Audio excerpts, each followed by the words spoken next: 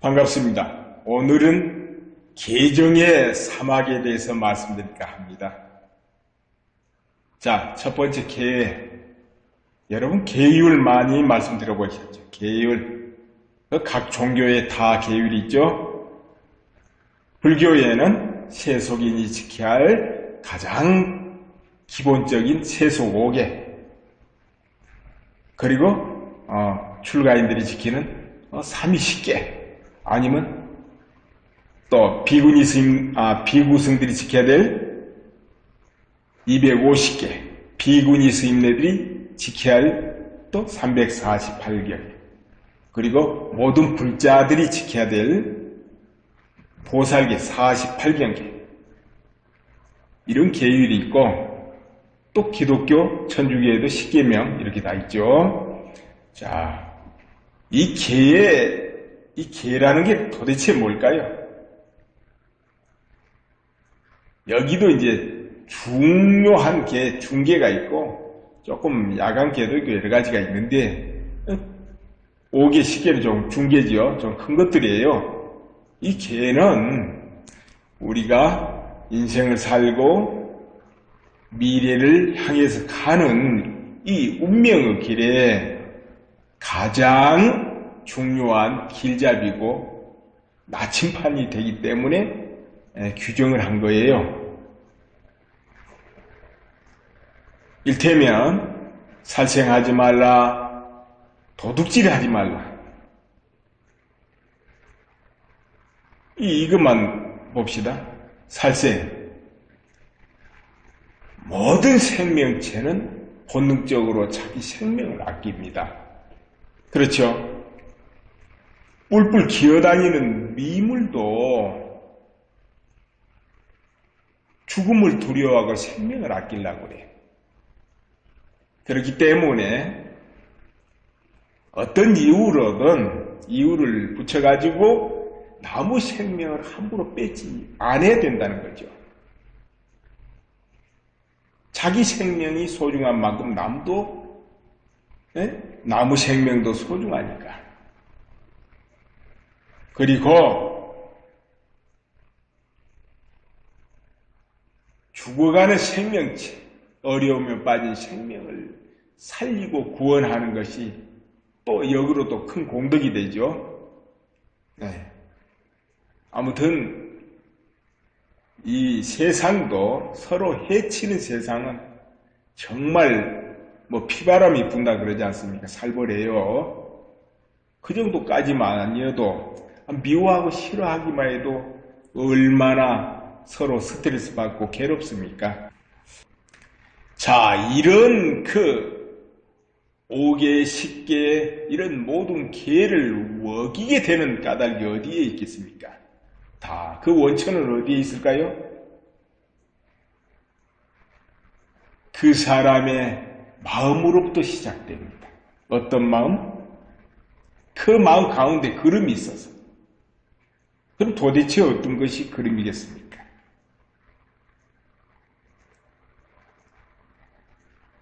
집착하고 더 가지고 싶고 탐욕이죠. 또 질투하고 이런 마음이 확대되면 공짜를 바라게 되고, 또 확대되면 나무 재물을 뺏게 되고 나무 생명을 뺏을 수도 있고, 그리고 거짓말하고 사기할 수 있고 이렇게 확대돼 가죠. 모든 근본에는 집착, 탐욕심 이것인데, 이것이 가지를 치고 분화해 가거든요. 그러면은 거기서 살생도 나오고 거짓말 사기도 나오고 도둑질도 나오고 남의 것을 강제로 뺐죠. 이런 것도 나오는 거예요. 자, 그래서 그 마음에 그름이 없어야 된다, 이렇게 하는 것입니다. 그름이 없으면 계를 지키는 것이에요. 자, 마음에 그름이 좀 가득해도 행동적으로나마 그러한 계를 어기지 않는다면 그것도 공덕이 커요. 그러나 온전하지는 못하겠죠. 그 마음이 깨끗하지 못하면 계속 그 마음에서는 탐욕을 부리고 싫어하고 미워하고 해치고 있거든요. 그러면은 그것은 당장에는 안 나타난다 하더라도 점차점차 쌓이고 습관이 되고 굳어지고 업이 됩니다. 그러면은 미래세는 그 세상을 만나고 그 일을 당하고 그 가보를 받게 돼요. 아니 당장이라도 그 마음에 그 복잡한 그름이 가득하면은 대인관계부터 다 깨져버립니다. 대인관계 깨지고 그럼 사업 잘 되고 뭐 가족이 편안하고 하겠습니까? 당장의 영향이 있어요.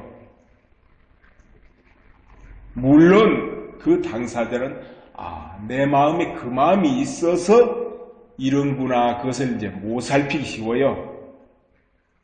실제는 그 마음이 복잡하기 때문에 내 바로 손이 닿는 그 부분이 다 복잡한 거예요. 자, 걔가 그래요. 그러면은 정은 무엇이겠습니까? 정. 보통 고요하다, 선정, 편안하다 이런 상태를 정이라 그래요.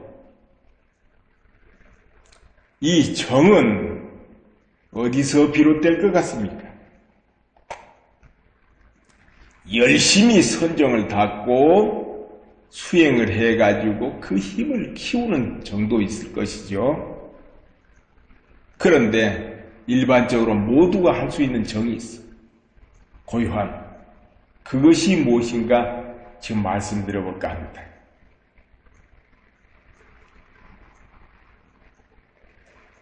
살면서 선나, 옳다, 그러다, 이익이다, 손해다 끝없이 다가오고 부딪히고 만납니다. 자, 이럴 때 그 마음에 이것은 옳아, 저건 안 돼, 이것은 이익이야, 저건 손해하고 깊이 딱 벽을 만들고 선을 만들어 놓지 않게 되면은 강하게 다가오질 않아요. 자, 그래서 안으로는 그 벽을 강하게 만들어 놓지 말고 그건 다 부질이 없어요. 만들어 놓을수록 손해입니다. 그것은 치워버리고 그리고 앞에 다가오는 것은 그야말로 허공에 바람이 불듯이 항상 있는 것이기 때문에 어려워도 힘들다 하지 말고 조금 어려움이 닥치고 두려운 일이 생겨도 그 마음이 요동을 하지 말아야 돼요. 자, 지금 이 듣는 순간에도 여러분 마음에 요동하지 말아보세요. 자기 주변에 이런저런 일들이 지금도 있지 않습니까? 그 마음에 끝없이 그것을 이렇게 할까 저렇게 할까 이래야 되나 저렇게 할까 이익인데 손해인데 하면 요동하는 거지요. 그 요동을 하지 말아보시라 이 말이에요. 그 요동 그렇게 하고 들으세요. 아무튼 이기다 손해다 좋다 싫다 저건 아름답다 저건 보기 싫다 저건 더럽다 이와 같이 계속 마음이 쫓아다니면 그걸 흔들린다라고 어지럽다라는 거예요. 이 어지러움 흔들림이 없이 요동함이 없는 것이 정이야. 여러분은 일상정을 닦아야 돼. 앉아가지고 잠시 고요하게 아무 일 없는 그 자리 그야말로 물방울 하나 뚝 떨어져도 철렁할 정도로 고요한 그런 선정을 닦기보다는 일상정을 닦아야 돼요. 그것이 확대되고 깊어지면 일행삼매라 그래요. 일상정을 닦아야 됩니다. 일상정. 그것은 누구라도 닦을 수가 있습니다. 누구라도 그 길을 갈 수가 있고 생활 중에서 그렇게 하세요. 이것이 정의입니다. 해는 무엇이겠습니까? 지혜. 해는 지혜예요. 지혜.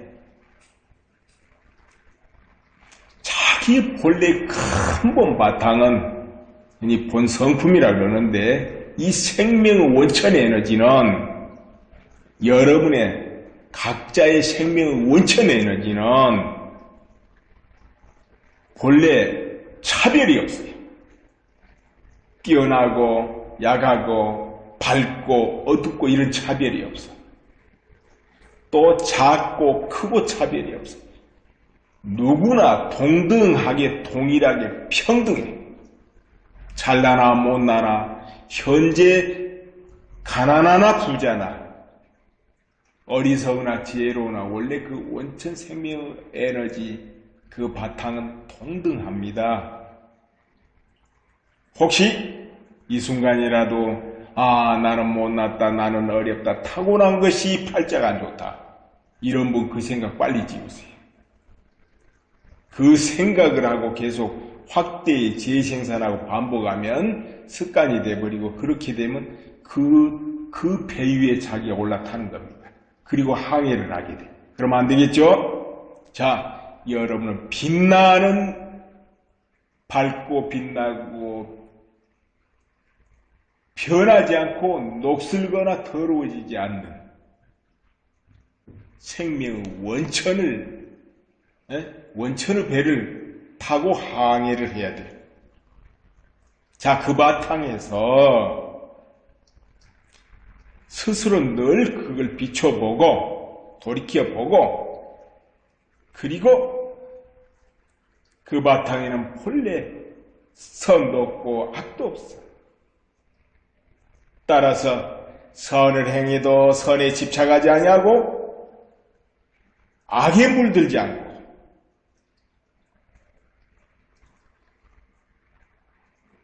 행동으로 윗사람을 공경하고 아래를 보살피고 내보다 못한 사람을 응원하고 또 어렵고 가난한 사람 돕고 이렇게 화병하고 보살행을 하는 것, 이것은 이제 지혜라고 해요. 안으로는 허공같이 어둠도 이름도 없어야 되는데 곧 선행을 해도 선행한다는 마음이 없고 이렇게 집착하고 또 두려워하고 버리는 마음도 없이 요동이 없이 밝고 빛나는 상태에서 그 마음을 주인 삼아서 그 상태를 내 집으로 삼아서 노를 저을 때 지혜롭게 상대방의 습관을 봐가면서 대응해가고 이렇게 주기도 하고 받기도 하고 거래를 하면서 사는데 기본적으로 스스로 즐겁고 행복하고 마음이 자유로워야 돼요. 어디에 묶이면 안 돼요. 어떤 사고, 습관, 관습에 엉키고 묶이면 안 돼요. 그 마음은 탁 터져 있어야 돼요. 완전히. 이 세상의 법과 이치도 다 넘어 있어야 돼요. 심지어는 종교를 열심히 믿고 따라가도 그 종교마저도 넘어 있어야 돼요. 글과 법도 넘어 있어야 돼요. 그 마음이. 그래야 바른 종교 믿는다 할 수 있어. 그 상태에서 이제 지혜가 나와요. 집착하고 탐욕 부리고 두렵고 어둡고 괴로운 데서는 지혜가 안 나옵니다. 자기 마음이 급급할 때는 투자 결정을 내려도 그건 백전백패. 욕심과 편견이 자기를 엉뚱한 대로 인도하기 때문에. 그래서 그 마음을 허공같이 탁 털어버리고 그리고서 행동으로 움직이고 할 때 나도 자유롭고 남도 기본적으로 자유롭게 해주려고 그래야 돼. 얼컷 매는 게 아니고. 위든 아래든 모든 생명체, 대자연, 자연까지도 다 그 개성 따라서 존중하고 행복할 수 있도록 자유롭게 해주려고 해야 돼요. 어떤 법 간섭으로 막 묶고 자기 옳고 그름으로 묶으려고 하기보다는 자유롭게 해주려고 해야 돼요. 자, 그리고 각자가 존중돼야 되겠죠. 모두가 서로 존중되는 바탕에서 해야 돼요. 살다 보면 빈부귀천도 있고 상하 서열도 있습니다, 분명히. 그러면 거기에 따른 조화를 이루고 다 그 법도 지키고 서열도 지키고 그 시대 관습도 지켜야 됩니다. 지키지만은 근본적으로는 인권이 평등해야 된다는 거지요. 그 사상을 그걸 벗어나면 안 돼요.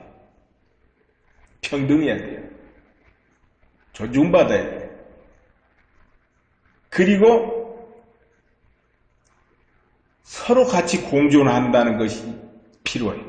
자, 공존하는 데는 서로 베풀어야 돼요. 공정하게 주고받아야 돼. 받고 주고 공정해야 돼요. 여기에 공짜가 너무 끼어든다든지 무리수가 들어가는데 분수를 넘으면 안 되죠. 공정하게 주고받아야 돼요. 이러한 것들이 바로 화합을 한다. 화합을 불러일으켜. 이렇게 화합의 길로 가게 하는 것이 지혜입니다.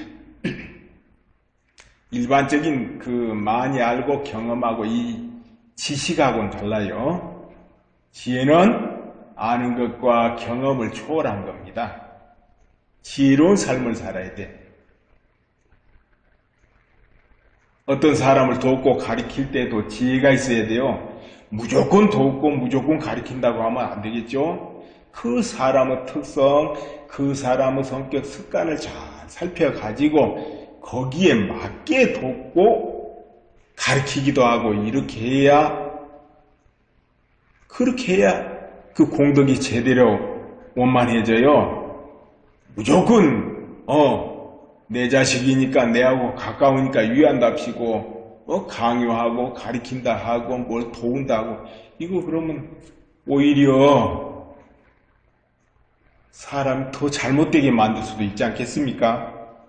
또 자칫하면 또 더 멀어져 버릴 수도 있고 그런 경우는 이제 화합이 깨진다 그러죠. 이 화합이 깨지면 바른 교육이 아니고 바른 공덕이 성립이 안 됩니다. 또 선이 아니라 착한 것이 아니다. 화합이 깨져버리면 착한 것이 아니다. 설령 계율을 잘 지키고 선정정을 잘 닦아도 이 화합이 깨져버리면 안 돼요. 자, 그래서 여러분 지혜로 꽃을 피워야 돼. 이렇게 할 때 개정해 사막이 이루어질 것이다. 자, 이런 말씀을 끝으로 오늘 또 이만 마치겠습니다. 감사합니다.